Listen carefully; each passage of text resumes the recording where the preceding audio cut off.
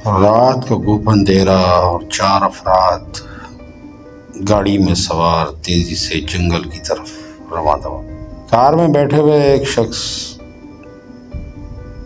کو اپنے farm house بنانے کے لیے بڑی جگہ چاہیے تھی۔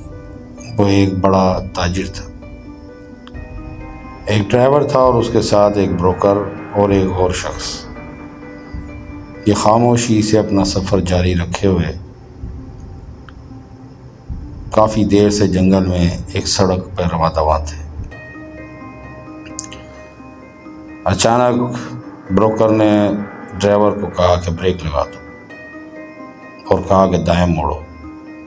دائیں موڑنے کے بعد جیسے ہی ڈرائیور نے بریک لگائی تو ان کے سامنے ایک جھاڑیوں درختوں سے بھرا ہوا ایک عالیشان گھر تھا جو ویران اور کھنڈر بن چکا تھا، جس کے چاروں طرف موت کا سناٹا تھا۔ بروکر نے کہا، بابو جی، یہ آ گئی آپ کی منزل۔ یہ وہ مکان ہے جس کے بارے میں نے آپ کو کہا تھا، اور اسے کوئی بھی نہیں خریدتا۔ اس کے وارثوں میں صرف ایک بیٹا ہے جو شہر میں رہتا ہے۔ آپ جو دام دیں گے وہ لے لے گا۔ تاجر اپنا چشمہ سیدھا کرتا ہوا کار سے نیچے اترا۔ دروازہ بند کرنے کی آواز جنگل میں ایسے تھی جیسے کسی نے توپ چلا دی۔ اس نے کہا، ایجنٹ صاحب، یہ تو بتائیں کہ آخر کیا وجہ ہے کہ اس مکان کو کوئی خریدتا نہیں؟ اس نے کہا، کوئی خاص وجہ تو مجھے معلوم نہیں، مگر اس مکان کے ساتھ جڑی ہوئی ایک پرسرار کہانی ہے۔ وہ پتہ نہیں حقیقت ہے یا نہیں، مگر کوئی بھی اس مکان میں زیادہ عرصہ رہ نہیں سکا۔ وہ تاجر ایک بلڈر تھا۔ اس نے کہا، میں نے کون سا اس میں رہنا ہے؟ میں اسے گرا کے چٹیل میدان بنا دوں گا اور اس پہ اپنا ایک عالیشان فارم ہاؤس بناؤں گا۔ مجھے ایک پرسکون جگہ چاہیے جہاں میں اپنی زندگی کے آخری دن گزار سکوں۔ یہ ایک لمبے ٹائم کی انویسٹمنٹ تھی۔ بروکر کے پاس اس دروازے کی چابی تھی۔ جیسے ہی اس نے اس دروازے کو کھولا، یہ ایک بڑا دروازہ تھا جو مکان سے بھی پہلے چار دیواری کے باہر ایک لوہے کی جالیوں کا بنا ہوا تھا۔ کان کو چیرتی ہوئی ایک آواز جو گیٹ کے کھلنے کی تھی، چاروں نے واضح محسوس کی، جس سے خوف اور بڑھ گیا۔ جنگل کا سناٹا اور اندھیرا۔ اس نے کہا، صاحب، میں نے آپ کو جگہ دکھا دی، آپ اجلت میں تھے، ورنہ میں کبھی بھی رات کے وقت اس طرف نہ آتا۔ اب آپ نے مکان دیکھ لیا ہے، اب باقی کوئی بھی بات کرنی ہے تو ہم واپسی پہ کر لیتے ہیں۔ تاجر نے دیکھا کہ کافی بڑا مکان ہے اور اس کے آس پاس بھی کافی وسیع جگہ ہے جو اس مکان کی ملکیت ہے۔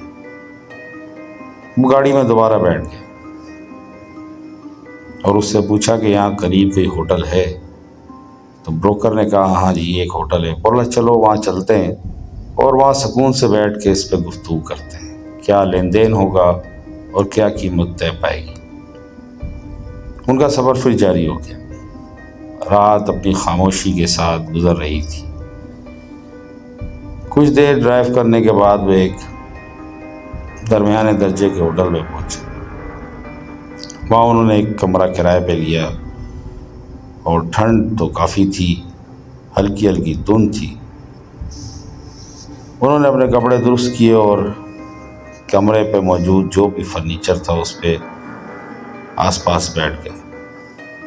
ڈرائیور نے گاڑی باہر لاک کر دی اور وہ بھی ان کے ساتھ آ کے اندر بیٹھ گیا۔ تاجر نے کہا، ہاں جی، اب آپ بتائیں اصل کہانی کیا ہے؟ بروکر کہنے لگا، مجھے کچھ خاص تو نہیں معلوم۔ پھر کچھ دیر کے لیے وہ رکا۔ اس نے کہا، صاحب، اگر آپ اجازت دیں تو ہم چائے نہ منگوا لیں؟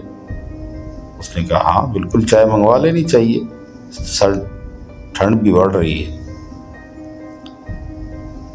بروکر اٹھ کے باہر چلا گیا اور چائے کا آرڈر دے کے واپس آ گیا۔ پھر وہ ایک کہانی سنانے لگا۔ اس نے کہا صاحب یہاں بہت عرصہ پہلے اسلم نامی ایک شخص تھا، وہ جنگلات کا افسر تھا اور اسے یہ مکان حکومت نے دیا تھا۔ وہ شادی شدہ تھا اور اس کا ایک بیٹا بھی تھا، اور وہ شہر سے یہاں آتا تھا۔ اس کی بیوی جنگل میں رہنا پسند نہیں کرتی تھی، اس لیے وہ شہر رہتی، اور وہ 20 دن 10 دن ایک ہفتے بعد اپنی بیوی اور اس کا ایک بیٹا تھا اسے ملنے جاتا۔ بروکر کہنے لگا، کہتے ہیں کہ رات کے ایک سناٹے میں وہ اپنے شہر والے گھر سے اس جنگل میں آ رہا تھا، تو راستے میں اس کی گاڑی خراب ہو گئی۔ وہ بھی ٹھنڈ کے دن تھے۔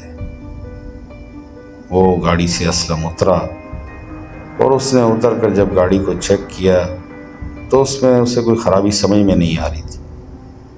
اچانک ہی اس کے کندھے پر کسی نے ہاتھ رکھا تو وہ ایک دم ڈر سا گیا، کیونکہ اندھیری رات اور سناٹا اور جنگل اور وہ روڈ اس کے آنے جانے کا تھا۔ یہاں اس نے کبھی کسی کو اس ٹائم نہیں دیکھا تھا۔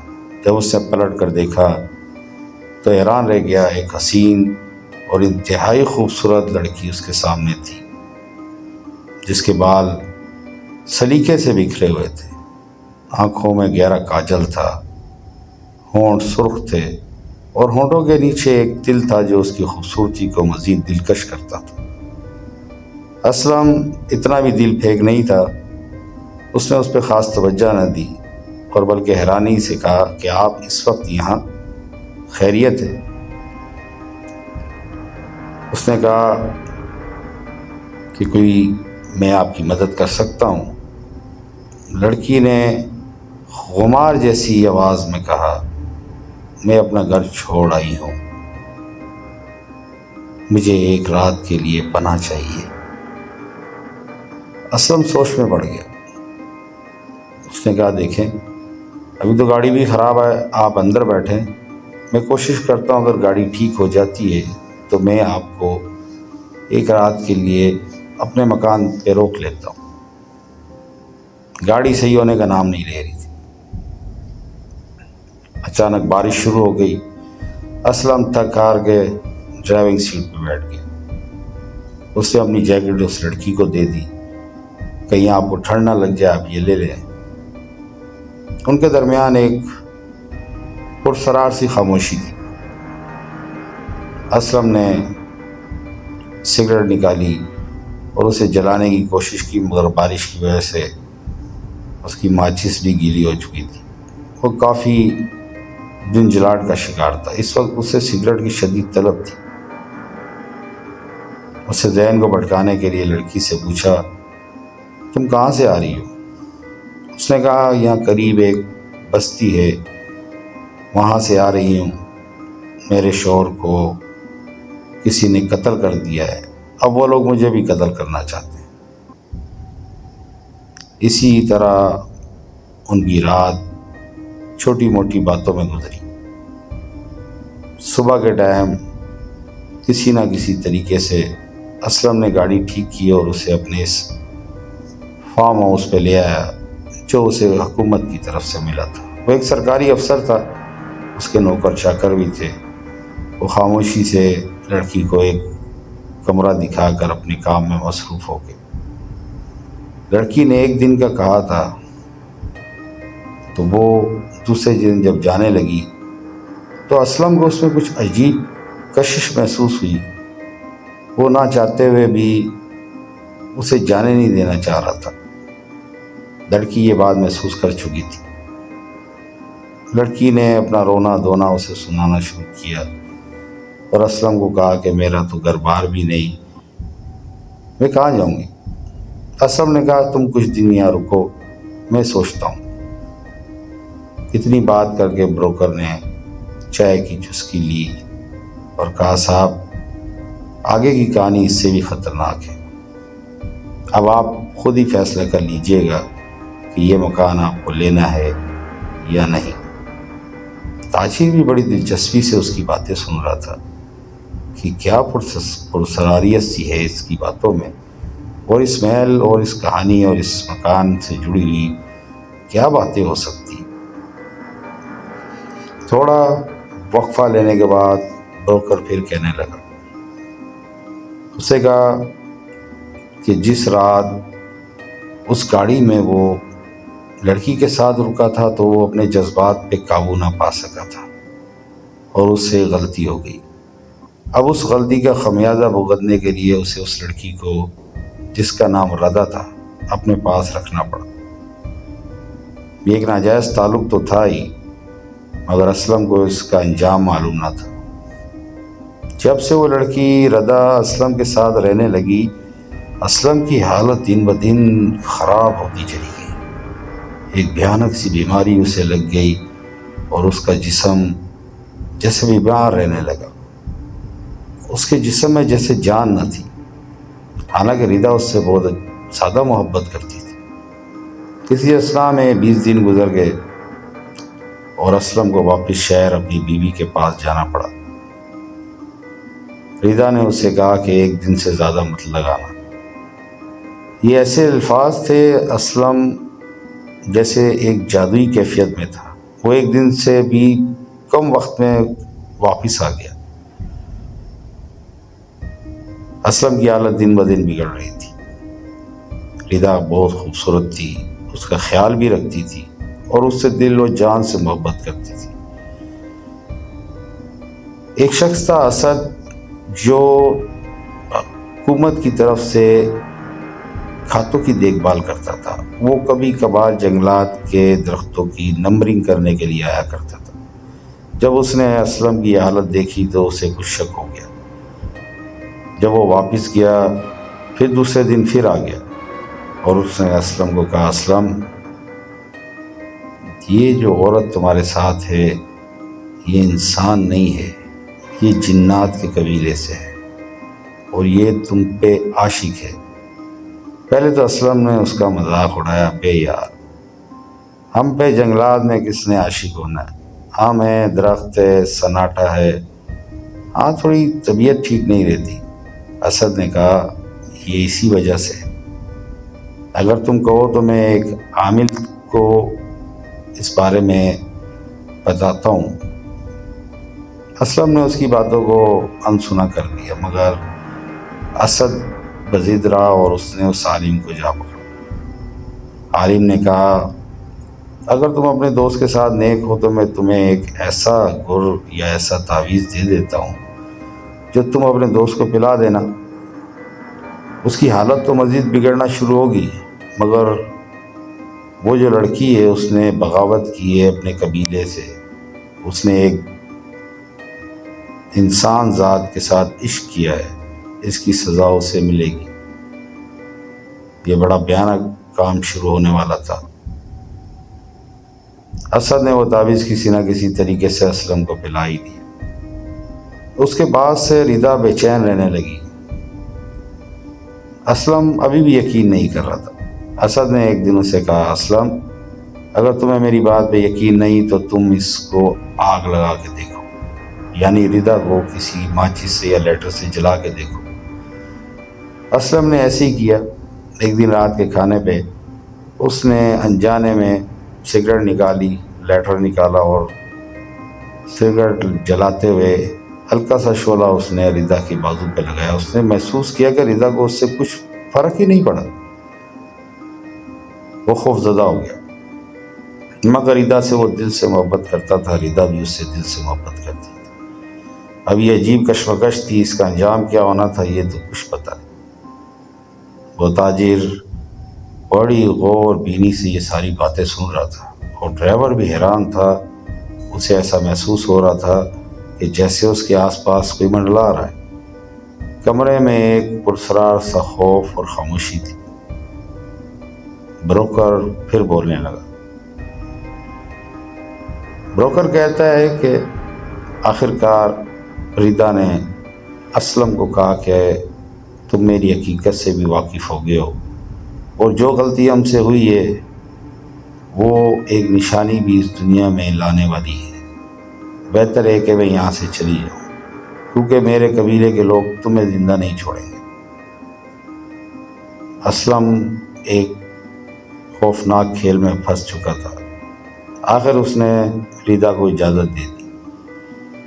ریدا جب جانے لگی تو اسلم نے اس سے گاڑی میں بیٹھتے ہوئے اچانک ہی ایک سوال کر ڈالا جو اسلم کو خود بھی نہیں پتا تھا کہ یہ اس نے اس سے کیا کہہ دیا۔ اسلم بولا، مجھ سے شادی کرو گی؟ یہ تو وہ بات تھی جو ریدا کی دلی تمنا تھی۔ ریدا چاہتی یہ تھی۔ ریدا نے اس سے فوراً حامی بھر لی۔ اسلم اور ریدا کی شادی ہو گئی، مگر اب دیر ہو چکی تھی۔ اس عامل کا جو تعویذ اسلم پی چکا تھا اس کا اثر اب ریدا پر شروع ہو چکا تھا۔ اسد نے اسلم کو بتایا بھی نہیں تھا، اس نے سارے مکان کے گرد ایک اثار بنا ڈالا تھا کہ ریدا اس سے باہر نہیں جا سکتی تھی۔ یہ کافی بڑا اثار تھا اور یہ ریدا کو پتہ لگ چکا تھا۔ ریدا نے اسلم کو صاف صاف بتا دیا کہ میرا مرنا پکا ہے، مگر میرے وجود سے جو اس دنیا میں آئے گا تم اس کا خیال رکھنا۔ اسلم یقین بھی نہیں کر پا رہا تھا کہ یہ سب کیا ہو رہا ہے۔ دوسرے دن ہی اسد اس عامل صاحب کو ہی وہاں لے آئے جنگل میں۔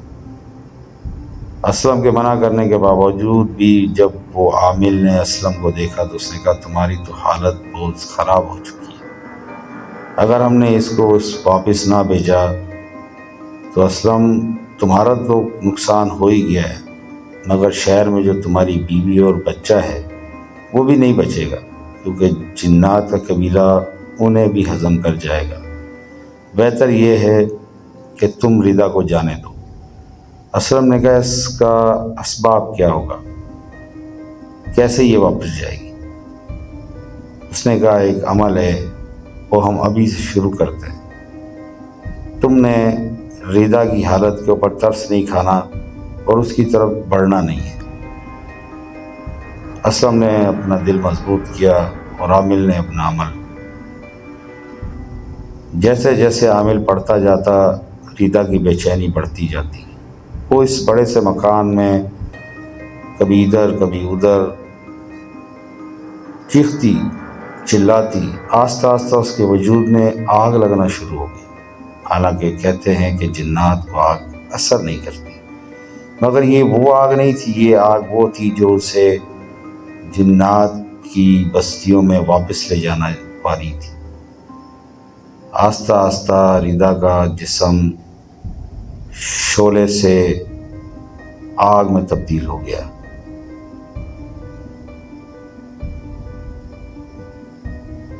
کمرے میں کافی خاموشی تھی۔ تاجر، بروکر ایک دوسرے کی شکل دیکھ رہے تھے۔ انہیں اس کہانی میں یقین بھی آ رہا تھا اور نہیں بھی آ رہا تھا۔ آخر کار بروکر نے کہا، جب ریدا اس دنیا سے گئی تو ایک بچے کو جنم دے کر گئی۔ وہ بچہ اسلم صاحب کے پاس رہا۔ وہ آفیسر اسلم ریدا سے اتنی محبت کرنے لگ گیا تھا کہ کچھ سالوں کے بعد وہ بھی زندہ نہیں رہا۔ تو صاحب اس کے بعد سے یہ مکان ویران ہے۔ اس کے کئی خریدار آئے، وہ یہاں رکتے ہیں مگر رہ نہیں پاتے۔ انہیں یہاں عجیب سا خوف محسوس ہوتا ہے اور وہ اسے چھوڑ کر چلے جاتے ہیں۔ اب آپ ہی فیصلہ کریں کہ اس کا کیا کریں۔ اسلم کی دوسری بیوی بھی فوت ہو چکی تھی۔ اب اسلم کے 2 بیٹے تھے۔ تو تاجر نے کہا کہ اسلم کا ایک بیٹا تو شہر میں جس کا تم ذکر کرتے ہو، ریدا کا جو بیٹا ہے وہ کہاں ہے؟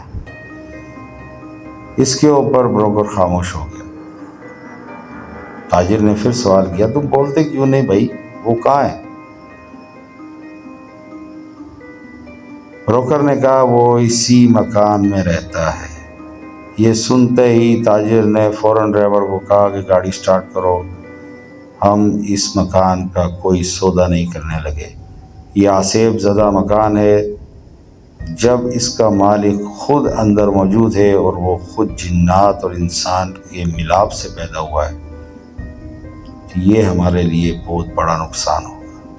اسی وقت یہ چاروں افراد خاموشی سے شہر کی طرف روانہ ہو گئے اور ہمیشہ کے لیے اس قصے کو بھول گئے۔ کہانی جو ہے کہ محترم سامعین، اگر ہماری یہ کہانی آپ کو اچھی لگے تو لائک کیجئے گا، کمنٹس کیجئے گا، سبسکرائب کیجئے گا، اور ہمیں اپنا پسندیدہ موضوع یا واقعہ ضرور بتائیں۔ ہم اسے کہانی کی شکل میں آپ کے سامنے لائیں گے، اور آپ ہمیں یہ بھی بتائیں کہ اس میں اسلم کی غلطی تھی یا اس رات ردا کی۔